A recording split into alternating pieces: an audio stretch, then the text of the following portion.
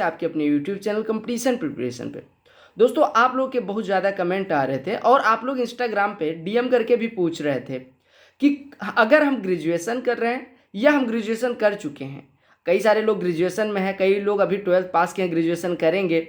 तो ऐसे लोग भी हैं, पूछ रहे थे हमारे लिए कौन सा फील्ड उपयुक्त होगा, कौन से फील्ड में हम जाएं, एसएससी प्रिपरेशन करें या फिर हम बैंक में जाएं। कुछ लोग ऐसे थे जिन्होंने ग्रेजुएशन कर रखी है, कुछ लोग ऐसे हैं जो ग्रेजुएशन करने के बाद प्राइवेट सेक्टर में वर्क कर रहे हैं, लेकिन वो अपने जो वर्क लाइफ बैलेंस है वो अच्छा नहीं कर पा रहे हैं, या जहाँ पे काम कर रहे हैं उससे संतुष्ट नहीं है, इस वजह से गवर्नमेंट सेक्टर में आना चाहते हैं, या ज़िंदगी में सिक्योरिटी के लिए, आपको पता होगा गवर्नमेंट सेक्टर में थोड़ी सी सिक्योरिटी होती है, उसके लिए गवर्नमेंट सेक्टर में आना चाह रहे हैं।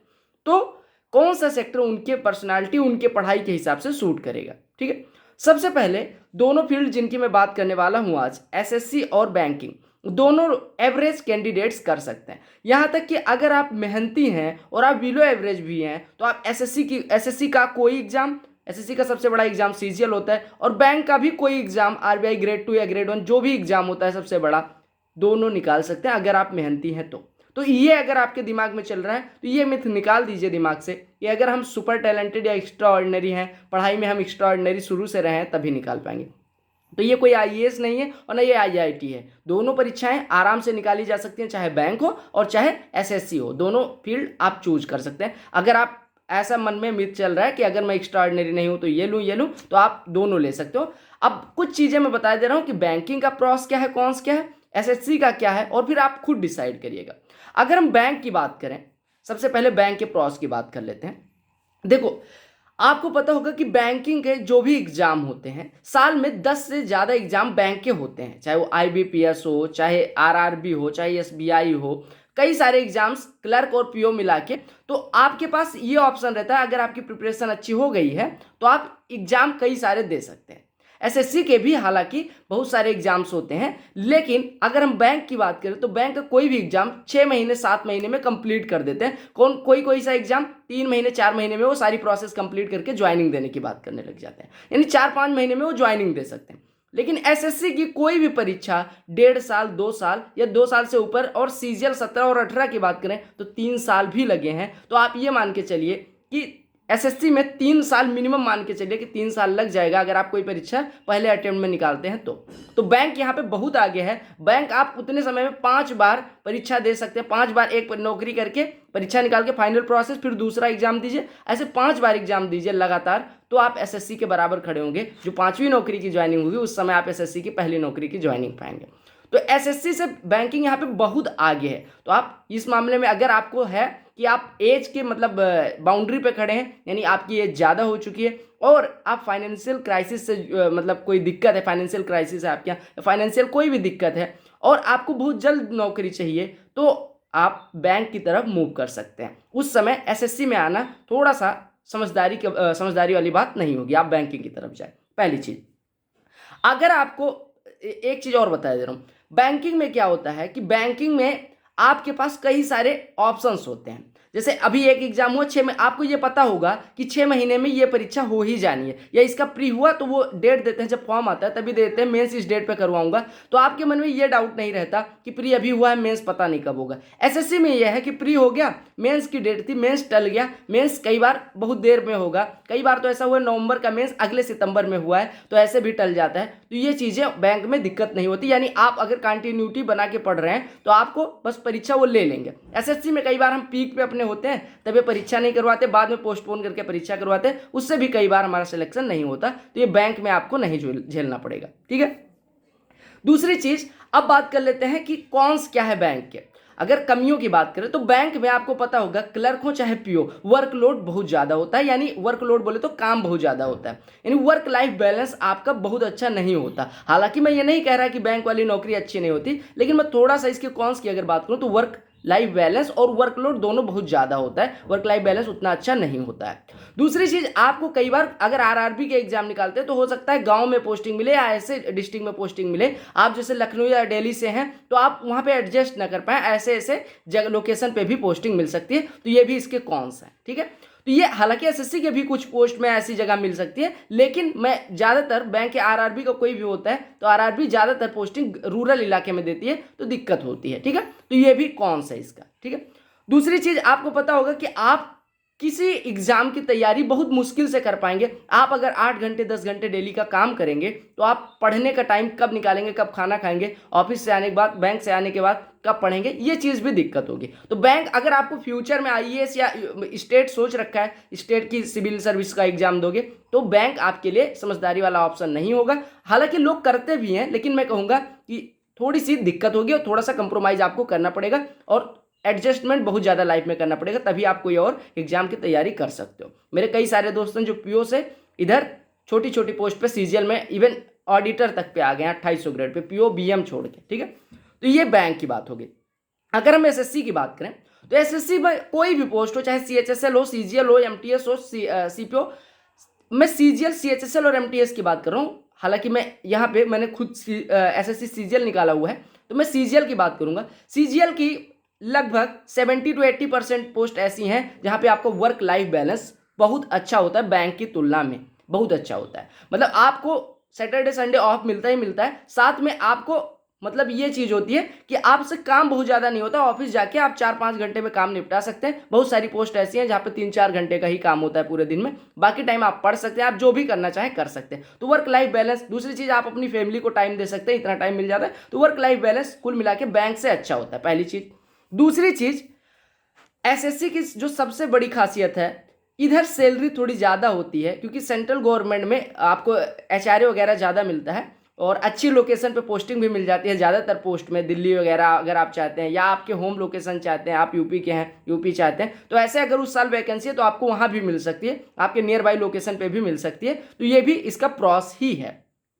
तीसरी चीज, आपको गैजेटेड ऑफिसर बनने के लिए बहुत मतलब इसमें एसएससी के थ्रू गैजेटेड ऑफिसर भी आप बन सकते हैं। अगर एओ सीजीएल निकाल के एओ पोस्ट लेते हैं आप, तो आपको गैजेटेड ऑफिसर मतलब आप साइनिंग अथॉरिटी होते हैं, 4800 ग्रेड पे आप सीधे गैजेटेड ऑफिसर बन सकते हैं। ये भी है कि मतलब एसएससी की परीक्षा से गैजेटेड ऑफिसर भी बनते हैं। हालांकि लोग कम लेते हैं, लोग एमईए, सीएसएस, आईटीआई ये सब लेते हैं, लेकिन आप गैजेटेड ऑफिसर बन सकते हैं 4800 ग्रेड पे, यानी सैलरी बैंक की तुलना में ज़्यादा होती है। अगर मैं ग्रॉस इन हैंड सैलरी की बात करूं, बेसिक सैलरी की बात करूं, ठीक है।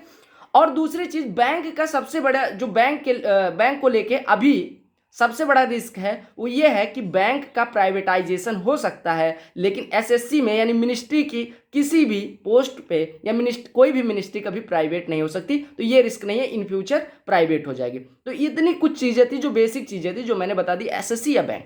अब मैं बता दे रहा हूँ कि बैंक किन्हें चूज करना चाहिए। बैंक जो एज लिमिट थोड़ी सी मतलब एज उनकी ज़्यादा हो चुकी है, या उनको पहली चीज़ जिनकी एज ज़्यादा हो चुकी है उन्हें बैंक की तरफ जाना चाहिए, बैंक की नौकरी लेके फिर एसएससी में आ जाना, क्योंकि एसएससी में 30 साल तक आप निकाल सकते हो। दूसरी चीज़, जिनके यहाँ फाइनेंशियल दिक्कत है, जल्दी जॉब चाहिए, उन्हें भी बैंक की तरफ मूव करना चाहिए। एसएससी में बहुत टाइम लग जाता है तो आप परेशान हो जाएंगे, ठीक है। और देखो, शार्प माइंडेड है तो आप किसी में जाके पहले अटेम्प्ट में निकाल लेंगे। एवरेज माइंड है तो हो सकता है थोड़ा ज़्यादा समय लगे, बिलो एवरेज है थोड़ा और ज़्यादा समय लगे, चाहे वो बैंक हो चाहे वो एसएससी हो, दोनों में ज़्यादा समय लग सकता है। तो ऐसा नहीं है कि आपका माइंड लेवल क्या है उस हिसाब से कोई नहीं, आप देख लीजिए। सबसे इंपॉर्टेंट चीज जो मैं यहाँ पे बताने जा रहा हूँ, बैंक में अगर आपको जाना है तो आपको स्पीड पे काम करना पड़ेगा, और एसएससी में जाना है तो आपको ज़्यादा सिलेबस पे थॉरो रीडिंग कई बार पढ़ना पड़ेगा। मतलब बैंक में स्पीड थोड़ी मैटर करती है, एसएससी में स्पीड अगर आपकी उतनी अच्छी नहीं भी है तो इधर सेक्शनल कट ऑफ नहीं होता, इधर क्या कहते हैं, कट ऑफ ज़्यादा जाती है, लेकिन पेपर भी थोड़ा ईजी होता है, तो इधर आप आसानी से कर सकते हो। इधर मेरा ओरिएंटेशन थोड़ा एसएससी की तरफ होगा, ठीक है। एसएससी में टाइम तो लगेगा, लेकिन आपको ट्रिपल स्टार वाली नौकरी भी मिलेगी जिसमें आपको पावर मतलब महसूस होगा, जैसे एक्साइज इंस्पेक्टर हो गया, प्रिवेंटिव ऑफिसर हो गया, एग्जामिनर, इन सब में पावर, इनकम टैक्स इंस्पेक्टर हो गया, तो बस सीबीआई हो गया, इन सबको बताना ही समाज में काफ़ी है। तो मतलब सोशल जो स्टेटस होता है वो एसएससी की जॉब में बेटर होता है बैंक की जॉब से, ठीक है।